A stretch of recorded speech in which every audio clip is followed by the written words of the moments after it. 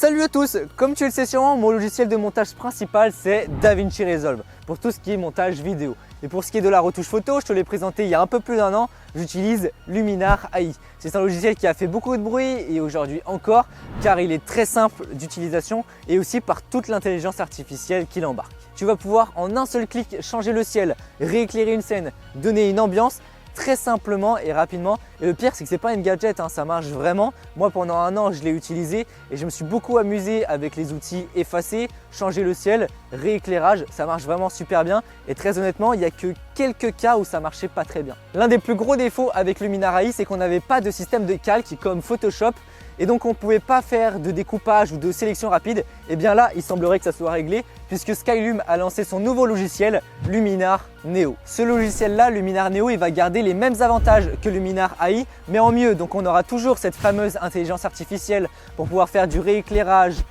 changer le ciel. Mais là, c'est beaucoup mieux puisqu'on va avoir de nouvelles fonctionnalités comme les calques ou les fonctionnalités portrait. Malheureusement, toutes les fonctionnalités du logiciel ne sont pas encore disponibles puisqu'il est sorti il n'y a pas longtemps. Mais c'est surtout que toute l'équipe de Skylum sont basées à Kiev en Ukraine.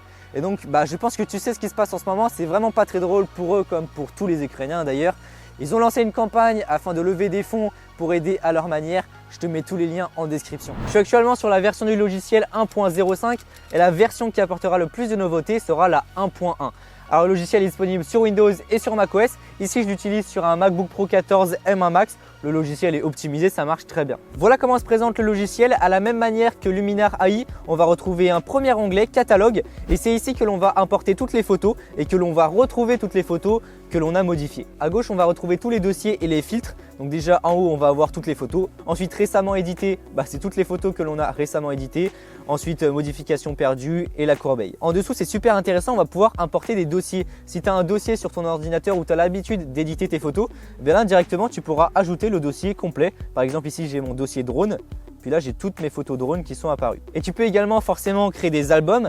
Par exemple, pour cette vidéo, j'ai créé un album démo et puis j'ai mis toutes les photos que l'on va regarder dans cette vidéo. Pour terminer, en bas, on va avoir le petit i avec toutes les métadonnées de l'image, donc le nom, les paramètres, avec quel appareil ça a été pris, etc. Toujours dans le catalogue, quand tu visionnes tes images, tu as la possibilité de voir avec le petit œil l'avant-après pour enlever toutes les modifications et voir l'image originale, mais également mettre un petit cœur pour dire que tu aimes cette image et pour pouvoir la retrouver plus facilement après, ou sinon mettre la petite croix pour dire que tu n'aimes pas cette image et donc tu vas la rejeter. Une fois que tu as importé toutes tes photos, on passe sur le deuxième onglet pré-réglage et puis c'est ici que tu vas ajouter un look ou plutôt un filtre si tu préfères. On va avoir beaucoup de filtres qui sont plutôt bien classés par catégorie, gros plan, paysage, lumière de ville, coucher de soleil, etc. Enfin, il y en a vraiment pas mal. Et donc là, un exemple, c'est une photo prise au bord de la mer. Donc par exemple, on va aller voir dans étendue aquatique. Regarde, récif mortel, qu'est-ce que ça donne? Alors toujours avec le petit œil, on peut voir le avant-après, c'est plutôt pas mal. On peut bien sûr en essayer plein d'autres. Lui, il est un peu trop saturé, mais pas mal. Voilà, j'aime bien celui-là.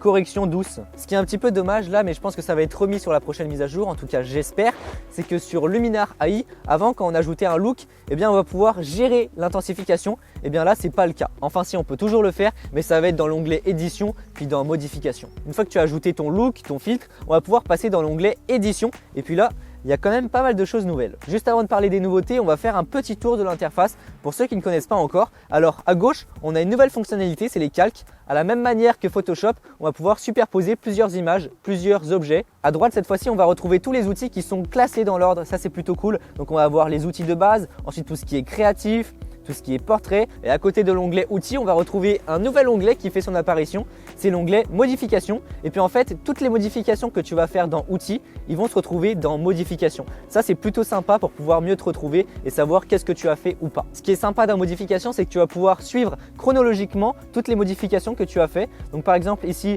on a fait une première modification développement. Donc voilà ce que ça a apporté. On peut voir le avant-après. Ensuite, on a ajouté un denoiser. Voilà ce que ça a apporté. Comme tu peux voir, c'est vraiment chronologique. À chaque fois que tu cliques sur un élément, ça va te montrer ce que ça a apporté, ainsi de suite. Maintenant, parlons des nouvelles fonctionnalités dans Luminar Neo. Alors la plupart, et je pense d'ailleurs quelques-unes qui sont les plus importantes, ne sont pas encore disponibles.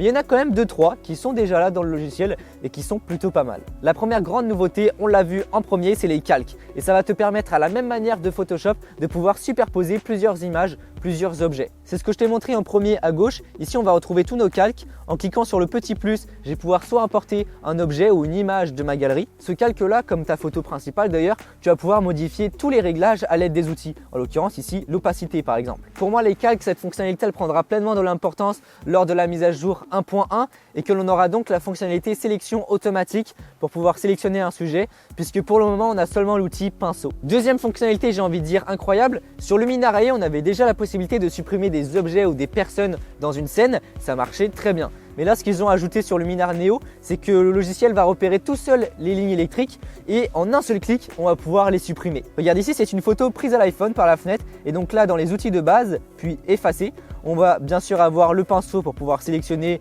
des objets et pouvoir les supprimer. Mais on a également le bouton suppression des lignes électriques. Je clique, boum. C'est vraiment impressionnant. Le avant-après est plutôt flagrant, ça marche vraiment bien. Maintenant, imaginons que j'ai envie de pousser la chose plus loin. La voiture là, elle est plutôt moche. Imaginons que j'ai envie de la supprimer. Alors, je vais la sélectionner avec mon pinceau, effacer. C'est quand même assez incroyable. Parfois sur des sujets compliqués comme ça, il va falloir faire plusieurs passages, donc supprimer plusieurs fois l'objet. Essayons sur cette deuxième photo. Bon, j'aime vraiment bien, mais le problème c'est que regarde, en plein milieu, on a des grosses barrières de travaux. Imaginons que j'ai envie de les supprimer. Bon, je t'avoue que là, ça va être vraiment super complexe puisqu'on a des changements de texture au sol. Donc, il va falloir faire pas mal de passages. Alors, effacer. Ok, là, déjà pour un premier passage, c'est vraiment pas mal. Mais il y a quand même quelque chose qui pose problème, c'est qu'on a les changements de texture au sol. Donc là, il va falloir retaper un petit peu ça. Ok, regarde ce que ça donne en deux passages. Le avant-après est quand même plutôt flagrant. Et encore, je pourrais peaufiner la chose pour que ça soit plus précis. Bref, l'outil effacer, c'est vraiment une dinguerie. C'est pas juste un gadget. Et je l'utilise tout le temps. Par exemple, regarde, tu as un petit bouton ici où tu as une tache sur ton pull. Et bien tout de suite, tu peux la faire disparaître. Troisième grande nouveauté qui est déjà disponible dans le logiciel, c'est l'outil portrait. À la même manière que sur l'iPhone, le logiciel va repérer le sujet et lui appliquer plus ou moins de flou en arrière-plan. Je vais prendre cette photo, on va aller dans édition, puis ensuite tout en bas dans portrait bokeh. On va ajouter un petit peu de flou, on va aller jusqu'à 7. Ok, ça marche vraiment super bien, il a fait le détourage tout seul. Comme tu peux voir, si je déplace ma souris au-dessus de la photo, eh bien on peut voir qu'il m'a tout seul détouré. Et le détourage est vraiment bien fait, ça l'a fait tout seul. Si jamais le détourage n'est pas bien fait, eh bien là je reviens dans mon outil portrait, je vais ajuster la taille de mon pinceau. Et puis là, en fonction de si il faut supprimer une zone ou en ajouter, je vais me mettre en focus ou déflocage. Et tu peux voir que si je déborde, et bien là, il n'a pas mis de flou en arrière-plan. Bon là après, toujours dans le même outil, tu vas avoir plein de paramètres. Est-ce que tu veux que ça soit plus ou moins lumineux? Est-ce que tu veux que ça soit plus ou moins chaud? Enfin bref, voilà pour les nouveautés. Je pense que tu commences à comprendre comment ça se passe. Maintenant, je vais te montrer quelques exemples. On commence avec cette photo que j'ai prise au ski. Je vais me diriger vers pré-réglage. Donc là, je vais regarder le look que je veux, enfin le filtre. Donc là, on est plutôt sur un coucher de soleil. Voilà, donc il y a coucher de soleil, on va tester. Non, celui-là, c'est noir et blanc. Celui-là est vraiment pas mal, pellicule mythique. Je vais rester sur mon filtre pellicule mythique, j'aimais vraiment bien. Alors ensuite on va se diriger dans édition. En soi je pourrais laisser comme ça, hein, j'aime bien. Mais j'ai envie de te montrer la fonctionnalité ciel AI, c'est vraiment assez impressionnant. Et pareil, ce n'est pas un gadget, hein, ça marche vraiment bien et ça a fait ses preuves sur Luminar AI. Donc ciel, ça va te permettre de remplacer le ciel déjà existant. Tu n'as rien à faire, juste à sélectionner le ciel que tu veux. Donc là, effectivement, on est sur un coucher de soleil, mais tu en as plein d'autres. Et puis on va regarder ce qu'il y a. Celui-là, non, ça marche pas parce qu'on voit bien que le soleil éclaire de devant et puis là, il est derrière. Ah, ça marche plutôt bien, mais pareil, on voit bien que le soleil est un petit peu trop décalé. Là, pour le coup, on peut ajuster ça. Toujours dans l'outil, puis orientation du ciel, je peux ajouter la position horizontale. Donc là, pour le coup, c'est ce qu'on va faire. Ok, puis verticale un petit peu. Hop, et puis là tout de suite c'est beaucoup mieux, c'est beaucoup plus réaliste. Ça marche vraiment bien, le masque est super bien fait, hein. Comme tu peux voir si on zoome sur la crête, il n'y a aucun souci de détourage, c'est assez impressionnant. On traite une deuxième photo, celle-ci d'un coucher de soleil. Je me suis mis comme ça à contre-jour pour pouvoir faire des sortes d'ombres chinoises. J'aime beaucoup, c'est assez stylé. Maintenant on va la retoucher. Alors, on va aller dans les filtres, bah ça tombe bien, on est toujours dans coucher de soleil, qu'est-ce que l'on a? Toujours le même pellicule mythique, alors là pour le coup il est beaucoup trop saturé, donc là je vais gérer son intensification, pareil dans modification. Voilà, là déjà c'est beaucoup moins saturé, c'est beaucoup plus réaliste. Maintenant cette photo là que j'ai pris avec le téléobjectif du Mavic 3, donc un équivalent 162 mm pour avoir une belle compression. Là pour le coup il va y avoir un peu plus de travail, il va falloir ajouter du denoise puisqu'il y a pas mal de grains, il va falloir rééclairer le visage, ajouter des flares pourquoi pas, et faire en sorte que ça soit un peu plus éclatant. Alors là pour le coup j'avais déjà cherché, donc j'ai mis le filtre directement dans mes favoris. Donc c'est correction rapide si je dis pas de bêtises, voilà. C'est déjà mieux, les couleurs sont plus vives. Alors maintenant ce que je te disais tout à l'heure, imaginons que j'ai envie d'effacer un logo ou une tache sur un t-shirt. Et bien là directement avec l'outil effacer ça marche vraiment super bien.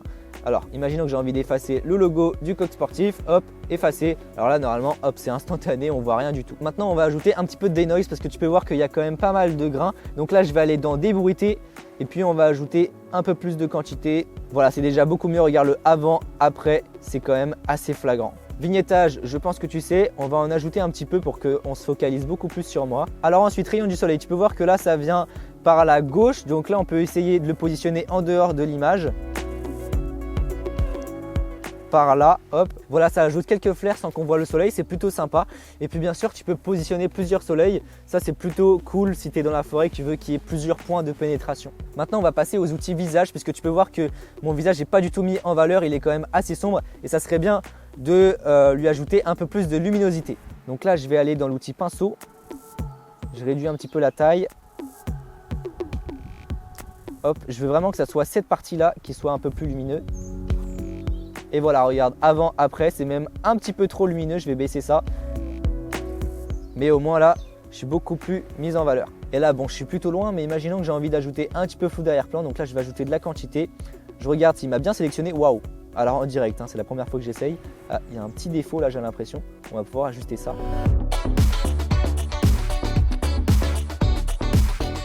Voilà, ça a l'air plutôt pas mal. Tu peux voir qu'il m'a parfaitement sélectionné. Bon, j'avais 2-3 petits ajustements à faire, mais en même temps, c'est normal.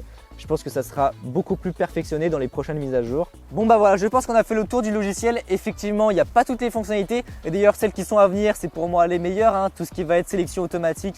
Et donc, on va pouvoir pleinement utiliser les calques. Sur ce, je te mets tous les liens en description pour en savoir plus sur le logiciel et Skylum. Si cette vidéo t'a plu, n'hésite pas à mettre un pouce bleu, à t'abonner si tu souhaites en voir plus. Si tu as des questions, c'est dans les commentaires. N'hésite pas à partager cette vidéo et à me suivre sur Instagram, c'est très important. Et sur ce, on se retrouve pour une prochaine vidéo.